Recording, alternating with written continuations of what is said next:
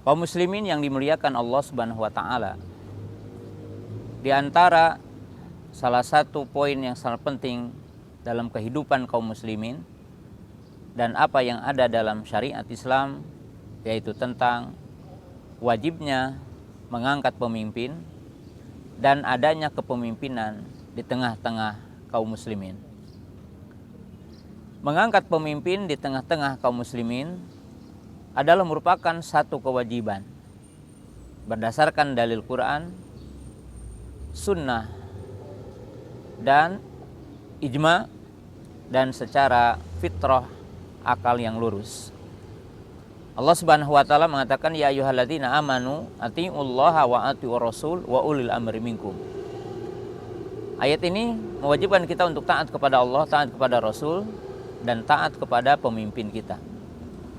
Para ulama menjadikan salah satu dalil ketika kita wajib untuk mentaati pemimpin, maka secara otomatis kita adalah wajib untuk mengangkat pemimpin.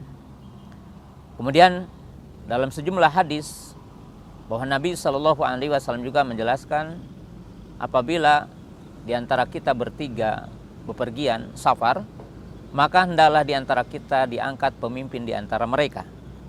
Jika seandainya kita bertiga wajib untuk ada pemimpin, maka secara otomatis ketika kita berada dalam sebuah komunitas kaum muslimin dalam jumlah yang besar dalam sebuah negara, maka mesti ada pemimpin di antara kita yang diangkat dari kaum muslimin. Demikian juga ijma, sebagaimana telah dinukil ijma oleh Imam An-Nawawi dan para ulama yang lainnya, oleh Imam Amawardi rahimahullahu ta'ala, bahwa sepakat kaum muslimin, para ulama kita, wajibnya mengangkat pemimpin. Demikian juga tentunya fitrah dan akal yang sehat, bahwa kita memahami tidak mungkin akan tegak sejumlah syariat Islam seperti penegakan qisas, penegakan hukum-hukum, dan menjaga hak-hak manusia kecuali adanya pemimpin. Sehingga dinyatakan dalam ungkapan Al-Imam Ibnu Taimiyah rahimahullahu ta'ala, dikatakan 100 tahun dipimpin oleh pemimpin yang zalim adalah lebih baik ketimbang sehari tidak ada pemimpin. Nah, kaum muslimin yang dimuliakan Allah Subhanahu wa taala, kita berada di negara Indonesia yang tentunya negara kita menganut sistem demokrasi dengan cara memilih pemimpin dengan adanya intikhabat atau dinamakan dengan pemilu ataupun dinamakan dengan pemilihan. Walaupun kita mengetahui bahwa mengangkat pemimpin mestinya dengan jalan syar'i, yaitu dengan cara syura dan dilakukan oleh ahlu halil wa aqdi. Tapi kita berada dalam sebuah kenyataan bahwa kita berada di negara demokrasi yang tentunya demokrasi adalah bukan dari Islam.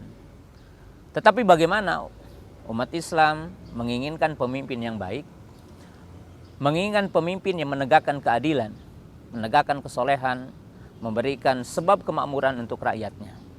Maka kaum muslimin yang dimuliakan Allah Subhanahu wa taala, umat Islam setidaknya harus menempuh dua cara. Cara yang pertama adalah dengan cara sebab maknawi, syar'i, maknawi, yaitu diawali dengan menjadikan kita semua adalah orang-orang soleh. Karena tentunya dinyatakan dalam sebuah ayat, wa kadzalika nuwalli ba'dadh dhalimin ba'dhan, dan demikianlah kami jadikan pemimpin orang zalim atas kaum yang zalim. Dan dikatakan dalam ungkapan hikmah, kaifa takunu yuwali alaikum, bagaimana kalian, maka kalian akan dipimpin oleh semisal kalian. Maka seyogyanya ketika umat Islam menginginkan pemimpin yang adil, pemimpin yang soleh, pemimpin yang menyebabkan tegaknya kesejahteraan dan keadilan dan tegaknya syariat Islam di muka bumi ini, maka seyogyanya kita mengawali menjadi orang-orang yang bertakwa, orang-orang yang bertauhid dan beriman kepada Allah Subhanahu wa taala sebagaimana dijelaskan dalam ayat. Tetapi yang kedua juga dengan sebab mungkin yang dinamakan sebab kauni yang nyata, bahwa di sini kaum muslimin yang dimuliakan Allah Subhanahu wa taala, walaupun demokrasi adalah bukan bagian dari syariat Islam, tetapi para ulama membolehkan, jumhur ulama membolehkan umat Islam untuk memberikan suaranya memilih pemimpin yang adil, pemimpin yang saleh dengan kaidah yaitu jalbul masalih wa daf'ul mafasid, taklilul mafasid. Kita adalah menyedikitkan keburukan. Maka oleh sebab itu kaum muslimin, jamaah yang dimuliakan Allah Subhanahu wa taala, seyogianya kaum muslimin tidak perlu golput untuk pemilihan pemimpin kita di 2024 ini.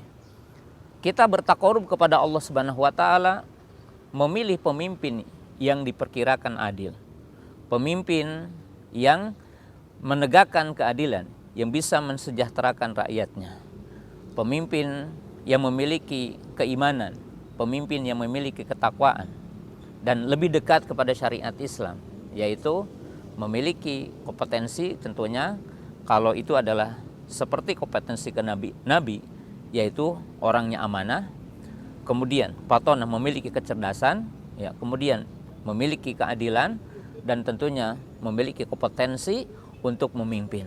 Nah, kaum muslimin pemirsa yang dirahmati Allah Ta'ala, pemimpin yang tentunya dalam syariat Islam, satu, ya, minimalnya adalah memiliki nilai keimanan, ketakwaan, nampak dohir padanya adalah menegakkan sholat lima waktu, mereka menjaga syariat Islam, kemudian nampak dari sisi budi pekerti, akhlaknya, dan nampak memiliki kemampuan untuk mengelola negara. Karena disebutkan dalam Quran, Al-Qawiyul Amin, yaitu orang yang memiliki kekuatan dari sisi ibadah, kekuatan dari sisi keilmuan untuk mengelola negara, kemudian amanah. Kemudian disebutkan dalam ayat yang lain seperti ketika Allah Subhanahu wa taala menceritakan tentang Tolut ketika akan memimpin pasukan, yaitu bastatan fil ilmi wal jismi, memiliki keluasan dari ilmu, tentunya di sini adalah ilmu siasa, ilmu mengelola negara, dan kekuatan dari sisi fisiknya adalah sehat. Kemudian dalam ayat yang lain disebutkan tentang kisah Nabi Ibrahim, kemudian Nabi Ismail, Nabi Yakub, wadkur ibadana, yakni Ibrahima wa Ismaila wa Yaquba ulil aidi wal absor. Ulil aidi tentunya adalah memiliki kekuatan, ya, kuat dalam iman, kuat dalam takwa, kuat dalam mengatur negara. Kemudian absor memiliki keluasan dalam sisi keilmuan. Nah, maka umat Islam seyogianya memilih dengan cara ini dan bertakarub kepada Allah Subhanahu wa taala, walaupun dalam hal yang tadi adalah bukan ya secara utuh itu adalah syariat Islam. Nah, kemudian berikutnya ketika kita mungkin kaum muslimin berusaha takarub kepada Allah Subhanahu wa taala dengan memilih pemimpin yang diperkirakan oleh kita adalah adil, punya kemampuan, maka tentunya ada 3 pesan di akhirnya. Yang pertama, bahwa tentunya kita memilih pemimpin bukan berkaitan bahwa pemimpin yang akan menjadi calon pemimpin memberikan sesuatu kepada kita, bukan sesaat kita diberikan, tetapi adalah pemimpin yang kita memprediksi akan menegakkan keadilan. Mereka adalah mengetahui tentang negara, dia adalah mengetahui untuk menciptakan ketentraman, keadilan, kesejahteraan. Jadi bukan berkaitan memberi apa kepada kita. Kita adalah memberikan apa? Memberikan suara ini dengan tujuan menciptakan kebaikan di negara ini. Kemudian yang kedua, jika seandainya di antara kita ada perbedaan, dan tentunya perbedaan mungkin di antara kaum muslimin ada yang masih berbeda memilih untuk tidak memilih, bahkan mungkin beda pilihannya dengan istihad yang berbeda, maka tentunya umat Islam tidak perlu untuk ikhtilaf. Bahkan di antara kita ahli sunnah tidak perlu untuk ikhtilaf, saling menjatuhkan satu dengan yang lainnya, tapi adalah sikapi dengan bijak. Kemudian yang terakhir, kaum muslimin yang dimuliakan Allah Subhanahu wa taala, kita tetap berharap kepada Allah Subhanahu wa taala bahwa Allah Subhanahu wa taala memberikan kepada kita pemimpin yang adil, tetapi tadi juga dengan syarat bahwa kita adalah menciptakan keadilan dalam diri kita, menanamkan keimanan dan ketakwaan dalam diri kita, budi pekerti yang luhur. Apabila keadilan ada dalam kita, maka insya Allah akan ada dalam pemimpin kita. Oleh sebab itu diriwayatkan dari Abdullah bin Abbas radhiyallahu taala anhuma bahwasanya beliau berkata, sesungguhnya Allah apabila mencintai satu kaum, maka Allah taala akan memilih bagi mereka yang memimpinnya adalah orang baik. Dan jika Allah Subhanahu wa taala membenci kepada satu kaum, maka Allah Subhanahu wa taala akan menguasakan kepada mereka adalah orang yang jelek di antara mereka. Dan ini adalah tafsir dari firman Allah Subhanahu wa taala, wa kadzalika yuwali ba'dhu dzalimin ba'dhan, ya. Dan demikianlah kami kuasakan orang zalim kepada orang yang semisal mereka dengan apa? Dengan apa yang mereka perbuat, ya.